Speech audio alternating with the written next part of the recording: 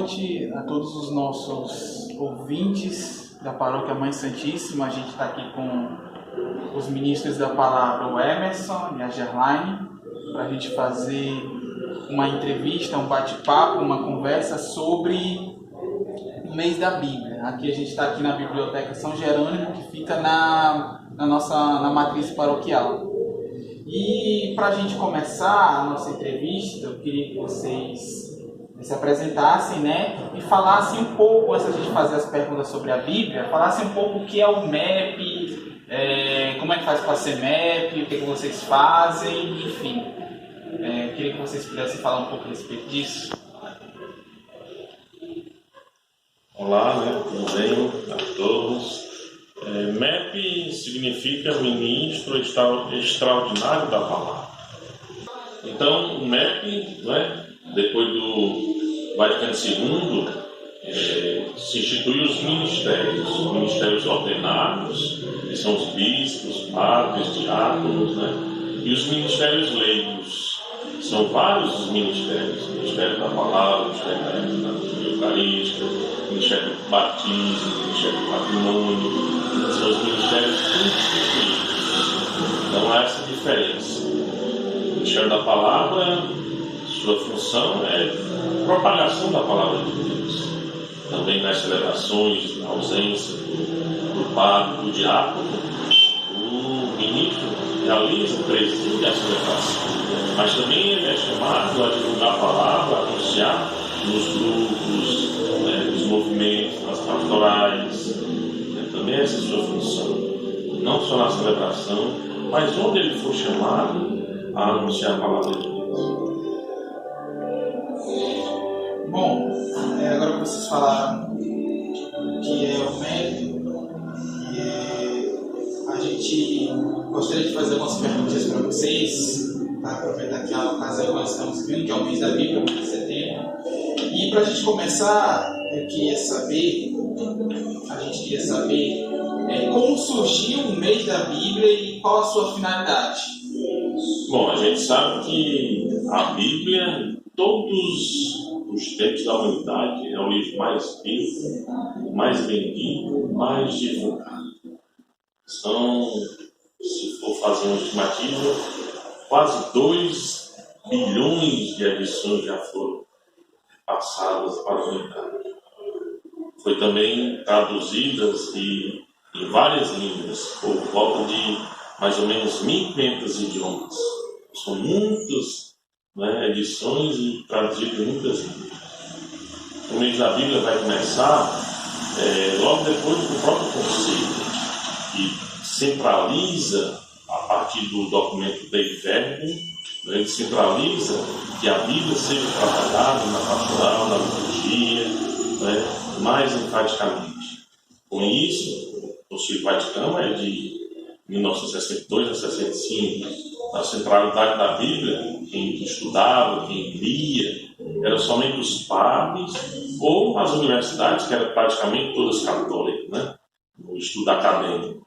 Então nós não tínhamos a Bíblia, antes de ser traduzida, não tínhamos na nossa língua. Nós advimos disso por conta do próprio São Jerônimo. São Jerônimo, até aqui o patrono dessa biblioteca, por volta do ano 380, que foi chamado pelo Papa Damaso, para ser seu secretário particular, e ele incumbiu ele de fazer a tradução da Bíblia. Não tinha, a língua era latim, oficial, por volta desse ano, não tinha essa tradução. Então ele passou quase sua vida toda fazendo essa tradução, cerca de 35 anos mais ou menos. E aí se traduziu, passou esse tempo, mas só foi oficializado no Concílio de Trento, mais ou menos no ano de 1545. Dado essa importância de São Jerônimo, a sua celebração litúrgica é comemorada no dia 30 de setembro. A igreja comemora em setembro no dia 30. Por conta disso, por causa dos 50 anos da Arquidiocese de Belo Horizonte, foi que começou a existir o mês da Bíblia. Era somente nessa arquidiocese. Aí, juntamente com as edições paulinas, né, o Centro de Estudos da Bíblia, das Paulinas, eles começaram a propagar e divulgar esse mês da Bíblia. Em 1971, que começou, por conta desse aniversário da Diocese. Mas só foi passada para todo o Brasil só em 1985. É que a CNBB, né, oficializa como um mês anual no seu calendário. E aí o mês da Bíblia, de fato, vai existir a partir dessa data como um mês centralizado em todo o Brasil, na sua igreja. Então se estuda seus temas, seus lemas, alguns livros, alguns textos da Sagrada Escritura. Como ler e entender a Bíblia, as Sagradas Escrituras? Bom, eu penso que a Bíblia é um livro que muitas pessoas consideram como complexo. Mas, por outro lado, a Bíblia ela tem uma linguagem que se faz entender. Deus, ele não quis se esconder, ele quis se revelar. Então, assim, a Bíblia ela tem uma dimensão espiritual. Ela existe para nos indicar o caminho da salvação. Então, como ler a Bíblia? A iniciar por uma questão espiritual. No meu entendimento, quando nós nos propomos a ler a Bíblia, o primeiro passo é invocar o Espírito Santo, é clamar o Espírito Santo. Porque é por meio da Bíblia que o Senhor nos fala. E Ele fala a cada um de nós de modo pessoal. Se não tiver essa dimensão espiritual, nós não vamos colher os frutos da palavra de Deus na nossa vida. Então, no meu entendimento, a parte mais importante para eu ler a Bíblia é eu iniciar pedindo o auxílio do Espírito Santo, para que me ajude na compreensão do entendimento daquilo que o Senhor quer falar para mim. Para as pessoas que acham a Bíblia um livro difícil, complexo, porque foi escrito no tempo, né? Existem alguns livros que são muito diretos, que têm informações muito diretas e que nos permite ter uma compreensão dos autênticos valores da palavra de Deus. E a leitura dos evangelhos, onde tem os ensinamentos de Cristo, eles também são muito claros. E eu penso que esse seria um caminho, né? Primeiro, procurar o Espírito Santo. Uma outra oportunidade, procurar esclarecimento com pessoas da igreja, com pessoas que têm a formação bíblica, para tirar algumas dúvidas, se tiver, mas também a reflexão da palavra de Deus. Aquele encontro pessoal com o Senhor, querendo entender o que o Senhor quer me dizer com essa palavra. Eu penso que esse é o caminho para a gente ler, entender, para posteriormente viver os ensinamentos que a palavra de Deus traz para cada um de nós. Bom, todos os anos, né, no mês da Bíblia, ele se elege um livro e um lema. Eu queria que o senhor dissesse aqui para nós qual o livro e o lema do mês da Bíblia deste ano de 2019. Pronto, como eu falei, desde 1971, a igreja, né, a partir lá de Belo Horizonte, trabalha o mês da Bíblia. Nesse ano, em 2019, sempre é a responsabilidade da Comissão Episcopal Pastoral de Iluminação Bíblica Catequética, da Conferência Nacional dos Bispos do Brasil, que organiza esse mês da Bíblia, que estuda um ano antes para poder trabalhar e divulgar na Igreja do Brasil. Nesse ano é trabalhado a primeira carta de São João. Então, desde o ano de 2016, o tema é o mesmo. O tema é para que nele nossos povos tenham vida. Desde 2016, o ciclo está sendo estudado nessa dimensão. Então, o livro, né, o lema é tirado do capítulo 4, versículo 19 dessa primeira carta. E vai nos dizer que nós amamos porque Deus primeiro nos amou. Esse é o lema deste ano. A primeira carta de São João é endereçada a comunidades cristãs da época da Ásia Menor.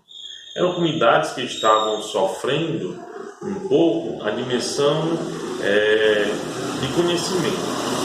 Na época estava começando a divulgação da gnose, né? A gnose a salvação tinha como primazia a salvação através do conhecimento. Então eles se gloriavam por conhecer a Deus, por ter essa intimidade plena com Deus, e com isso receberia a salvação, esquecendo o próximo. Na carta, João vai dizer o seguinte: não há salvação se não amarmos a Deus e aos irmãos. Jesus já nos fala isso nos evangelhos. Ele nos deu esse novo mandamento, né? Amar a Deus e amar ao próximo como a si mesmo. Então, a carta de João vai enfatizar isso, que Deus nos amou primeiro, por isso que o lema vai dizer, essa centralidade é o amor. E se Deus nos amou primeiro, nós temos também essa missão de levar adiante esse amor, porque Ele já nos entregou o Seu Filho para nos salvar. Jesus morreu na cruz para nos salvar. Mas nós, a cada dia da nossa vida, devemos fazer para que não percamos essa salvação. No nosso dia a dia, nós temos o dever de realizar e pôr em prática os ensinamentos de Jesus. É nos evangelhos que Ele nos vai falar, através de parábolas, através de curas, através de gestos e ações, e como devemos ganhar. A porta fechada é a porta que dá o caminho do céu. A porta larga é a porta da perdição. Então, esse livro nos vai trazer essa centralidade do amor a Deus e não esquecer que devemos também amar o próximo. É fácil amar quem está mais perto de nós, mas quem está mais longe, precisando, marginalizado, oprimido, esse é que Jesus diz que devemos amar também. A carta centraliza isso, o amor a Deus e o amor ao próximo. Bom, e agora eu queria saber o que exatamente a Bíblia, as Sagradas Escrituras, representam para os cristãos, de um modo geral. Muito bem. Eu penso que, em primeiro lugar, nós precisamos comentar um pouco, sobre o que é ser cristão. E aí, em seguida, a gente pensa o que ela representa para nós cristãos. Ser um cristão é aquela pessoa que, na liberdade que Deus te deu, diz um sim a Deus para ser um seguidor de Cristo. É aquele que escolhe, no seu dia a dia, seguir os passos de Jesus Cristo, que é um caminho de salvação. Então, ser cristão é uma adesão pessoal ao projeto de salvação de Deus, e que é também uma grande graça. Muitas pessoas nessa vida não vão ter nem a oportunidade de ouvir falar de Jesus Cristo. E um cristão é aquele que ouviu falar e acolheu o seu projeto de salvação para a humanidade. Isso é ser cristão.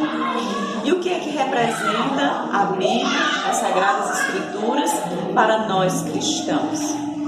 Ela é o nosso caminho de salvação.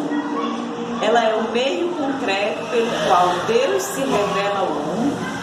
E ela é o meio concreto pelo qual Jesus revela os passos que nós temos que seguir no nosso dia a dia, na nossa caminhada neste mundo para chegar a Deus.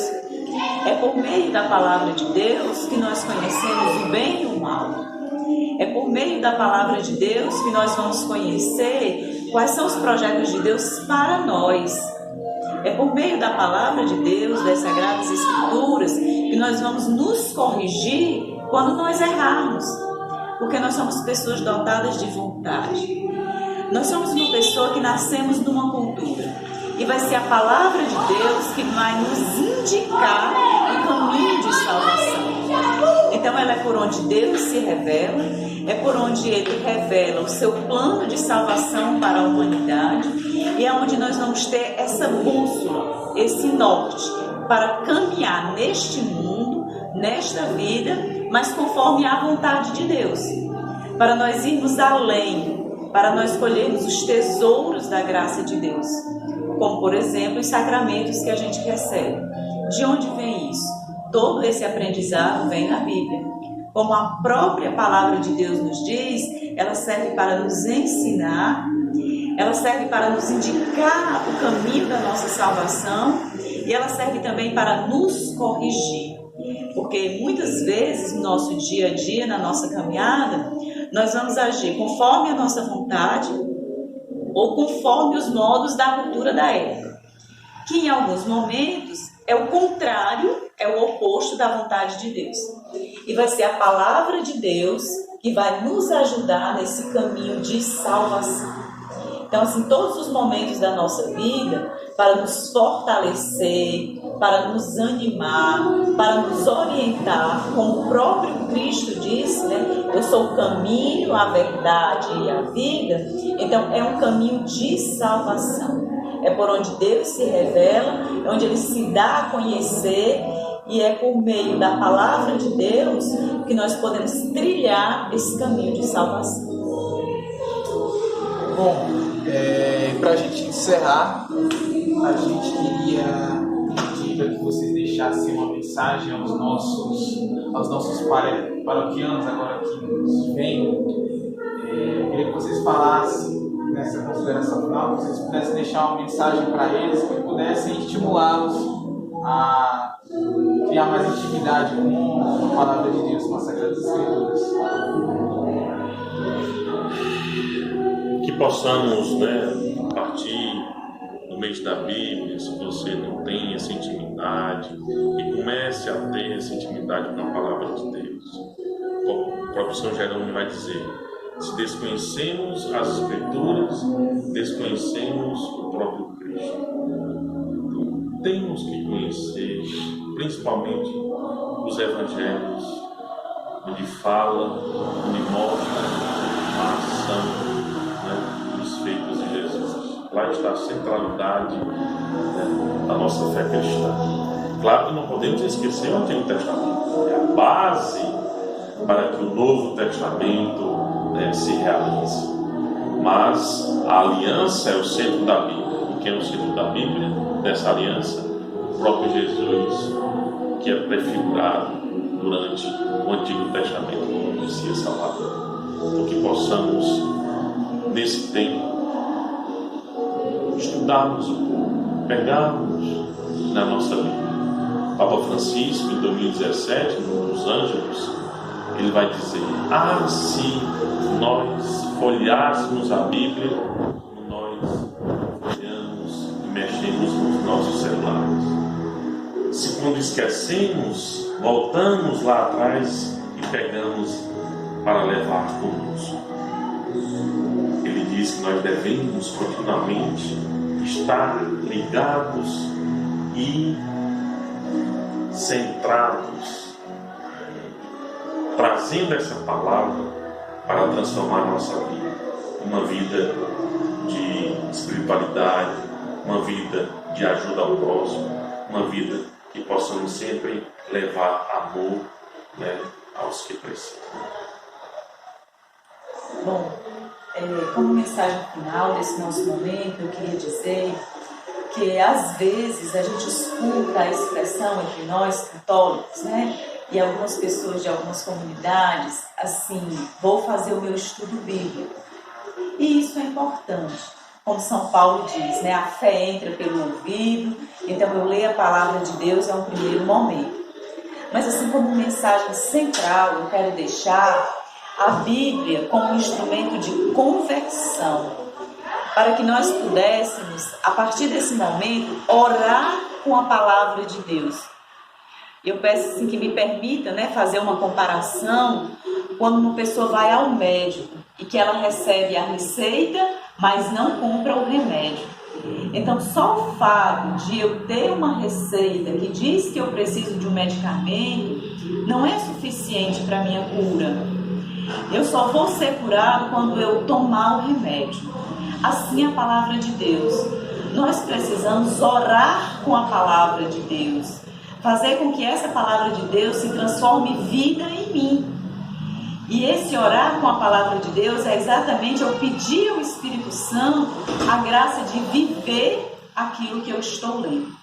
Então, ter a Bíblia como algo para ser não apenas lido, mas para a partir do qual eu faço a minha oração, a partir do qual eu me converto, porque é isso que Deus mais quer de nós. Ele disse: sede santos como o vosso Pai que está no céu é santo. É para que nós busquemos melhorar a cada dia, ser uma pessoa humana melhor. Então, pegar a palavra de Deus como oracional para eu me transformar, para eu me converter a partir da palavra de Deus, eu penso que esse é o fundamento primeiro do ser cristão e principalmente, repito, principalmente o plano de Deus para cada um de nós, a nossa salvação. E quando nós oramos com a palavra de Deus, nós nos transformamos. Não naquilo que nós queremos, porque às vezes a gente quer ser uma pessoa ilustre, um intelectual, uma pessoa que tem um destaque na comunidade, não sei, ou na mídia, mas nos transformar naquilo que Deus quer de nós, com a leitura orante da palavra de Deus, eu penso que isso é possível. E essa é a mensagem central, que nós possamos ler, acolher e orar com a palavra de Deus. Bom, a gente agradece a atenção de vocês, a gente agradece também aos nossos ministros Emerson e Gerlaine pela disponibilidade, e a gente torce para que essa entrevista seja proveitosa para os nossos ouvintes. Então, a gente fica por aqui e até a próxima.